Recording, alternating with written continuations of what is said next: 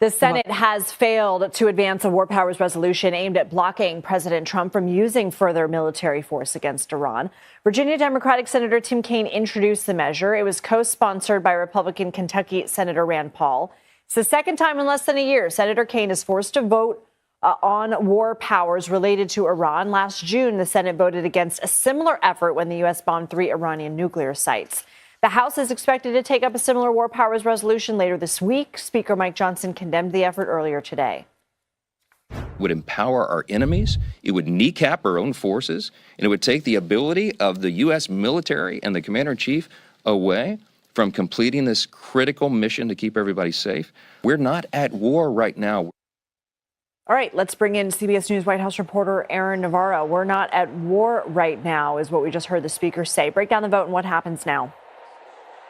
Lindsay, 53 senators voted against this. The U.S. Senate has once again rejected a resolution that sought to prevent Trump from using military force against Iran without congressional approval. This is the second time in less than a year. The first was in June, after the U.S. bombed Iranian nuclear facilities. In the votes, the result was 53-47 in March and 52-47 in April. The White House is celebrating, but analysts warn such narrow margins reveal a fragile influence. Losing just 3 or 4 Senate seats in the midterm elections would be enough to completely turn the tide. So, more than a victory, what we see is Trump buying time, and that time is running out.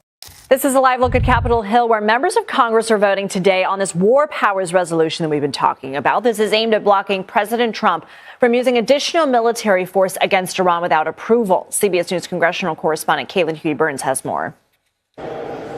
Well, the Senate is poised to take up a war powers resolution later this afternoon, and it is likely to fail. Right now, it does not have enough support to be able to pass. Not only enough support from Republicans, but from Democrats as well. Senator John Fetterman of Pennsylvania, Democrat, said yesterday that he's not going to support it. Republican leadership in both the Senate and the House has been against this war powers resolution as it pertains to Iran. They argue that this is an operation, in their words, limited in scope, and that to pass a war powers resolution at this point would limit the president's ability and flexibility of the military mid-operation.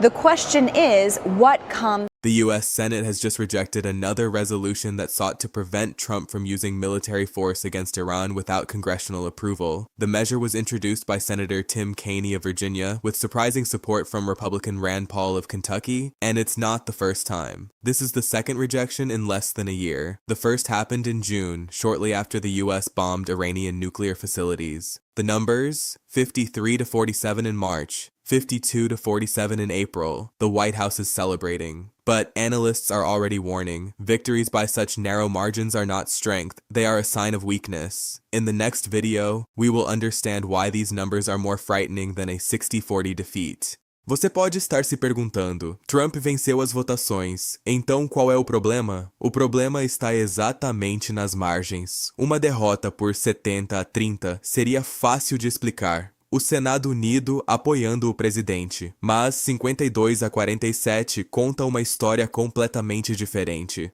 Significa que Trump está passando raspando, conduzindo uma guerra sem autorização do Congresso, enquanto quase metade do Senado se levanta contra ele. Some a isso, mais de 1.000 civis iranianos mortos. O Papa se pronunciou. Líderes militares levantaram críticas sérias, e as pesquisas mostram um público americano cada vez mais desconfortável. Esses 47 votos não são uma derrota, são um aviso.